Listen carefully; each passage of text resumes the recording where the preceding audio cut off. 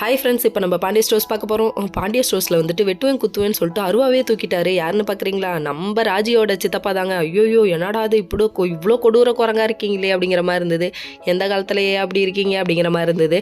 அதுக்கப்புறம் ராஜி இருந்துட்டு இதெல்லாம் பார்த்துட்டு அமைதியாகவே இருந்துச்சுங்க. கடைசியில் பணமும் நகையும் எங்கடான்னு சொல்லி கேட்க, பணமும் நகையும் செலவாயிடுச்சுன்னு கதிர் வேறு தான் மேலே பழிய போட்டுக்கிட்டாரு. வேறு வழி இல்லை. அதனால் அவரும் அமைதியாக இருந்துட்டார். இன்னொரு பக்கம் பார்த்தீங்கன்னா நம்ம ராஜி வாயே திறக்கலங்க. சரியான கல்லூனி மங்கியாக இருக்குங்க. சரி விட்டுட்டு போமா, உன் நிலமை அப்படி.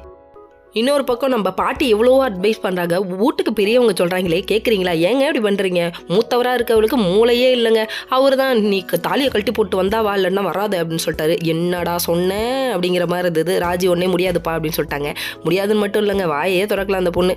அதுக்கப்புறம் சரி ஒரு வழியாக பாக்கியலட்சுமி அம்மா வந்துட்டு அவங்க வீட்டில் யாரும் ஏற்றுக்கல அப்படின்னு சொல்லிட்டு கொண்டு வந்து மூர்த்தி வீட்டில் மூர்த்தி வீட்டில் அட்வைஸ் பண்ணி விட்டுட்டு போகிறாங்க. மூர்த்திக்கு சம்மந்தமே இல்லைனாலும் பரவாயில்ல இருந்து தொலைக்கட்டும் அப்படின்னு சொல்லிட்டு சொல்லிட்டு கோவப்பட்டு வெளியே ஏஞ்சி போயிட்டாங்க. இன்னொரு பக்கம் பூத்து கண்ணு தண்ணி வருது. யாருக்குன்னு பார்க்குறீங்களா? இவ்வளவும் பண்ண கோமதி அம்மாவுக்கு தான் பயங்கரமாக கண்ணு தண்ணி வருது. அதுக்கப்புறம் ஒரு வழியாக அட்வைஸ் பண்ணி கிளம்பிட்டாங்க எல்லாரும். ஓகே ஃப்ரெண்ட்ஸ், நெக்ஸ்ட் வீடியோவில் பார்ப்போம். பாய்.